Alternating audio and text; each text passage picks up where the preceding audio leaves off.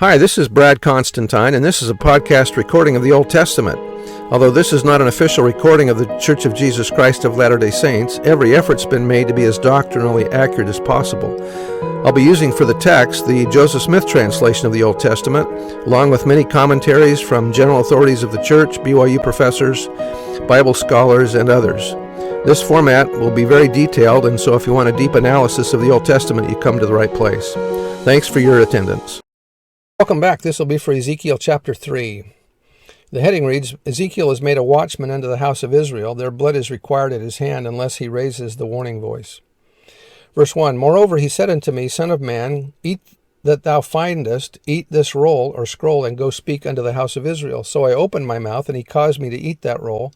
In other words, he's internalizing his assignment.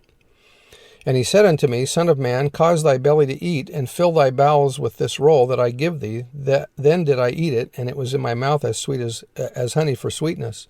And he said unto me, Son of man, go, get thee unto the house of Israel, and speak with my words unto them.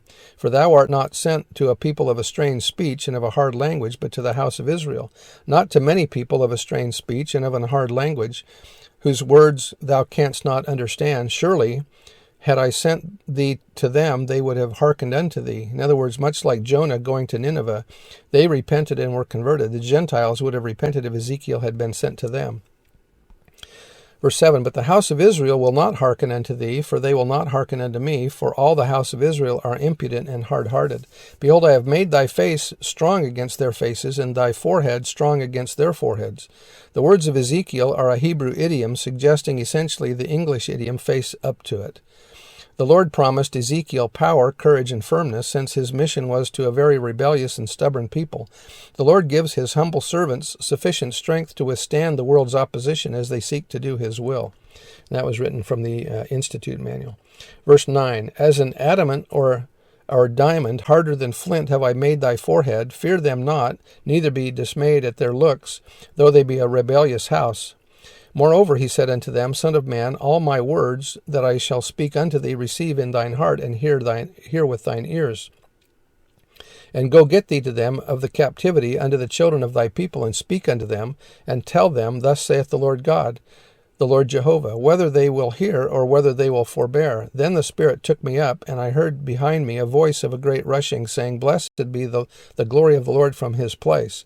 I heard also the noise or sound of the wings of the living creatures that touched one another, and the noise of the wheels over against them, and a noise of a great rushing. So the Spirit lifted me up and took me away, and I went in bitterness in the heat of my spirit, but the hand of the Lord was strong upon me. Then I came to them of the captivity at Tel Aviv. I wonder if that's Tel Aviv. That dwelt by the river Chabar, and I sat there, and I sat where they sat, and remained there astonished among them 7 days. And it came to pass at the end of 7 days that the word of the Lord came unto me, saying, Son of man, I have made thee a watchman unto the house of Israel. Therefore hear the word at my mouth, and give them warning from me. Watchmen in the Lord's kingdom have a serious responsibility with far-reaching consequences. As Elder Ezra Taft Benson taught, as watchmen on the Tower of Zion, it is our obligation and right as leaders to speak out against current evils that strike at the very foundation of all we hold dear as the true Church of Christ. As one of these watchmen, with a love for humanity, I accept humbly this obligation and challenge, and gratefully strive to do my duty without fear. In times as serious as these, we must not permit fear of criticism to keep us from doing our duty, even at the risk of our counsel being tabbed as political as government becomes more and more entwined in our daily lives. In the crisis through which we are now passing, we have been fully warned. This has brought forth some criticism.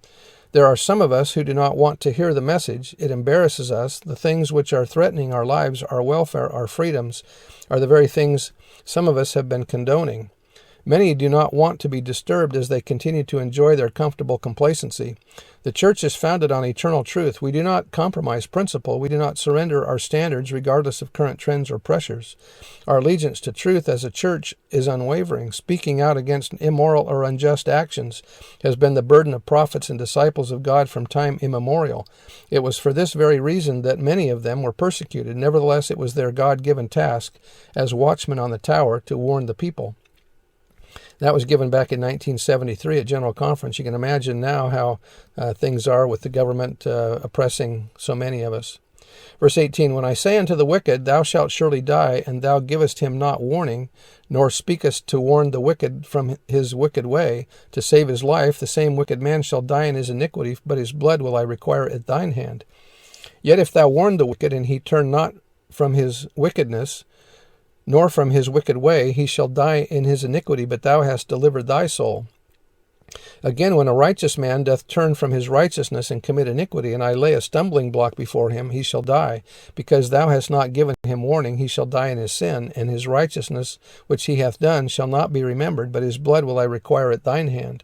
Nevertheless, if thou warn the righteous man that the righteous sin not, and he doth not sin, he shall surely live, because he is warned. Also thou hast delivered thy soul.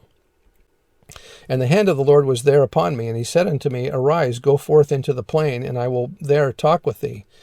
Then I arose and went forth into the plain, and behold, the glory of the Lord stood there, as the glory which I saw by the river of Chebar, and I fell on my face. Then the Spirit entered into me, and set me upon my feet, and spake unto me, and said unto me, Go, shut thyself within thine house. But thou, O son of man, behold, they shall put bands upon thee, and shall bind thee with them, and thou shalt not go out among them. They bound Ezekiel by not heeding his warnings. There is no scriptural evidence that he was ever imprisoned. Verse 26, and I will make thy tongue cleave to the roof of thy mouth, that thou shalt be dumb, and shalt not be to them a reprover, for they are a rebellious house. But when I speak with thee, I will open thy mouth, and thou shalt say unto them, Thus saith the Lord God, He that heareth, let him hear, and he that forbeareth, let him forbear, for they are a rebellious house. That's the end of the chapter. I hope you got some understanding from some of the things that were mentioned there. See you next time. Bye.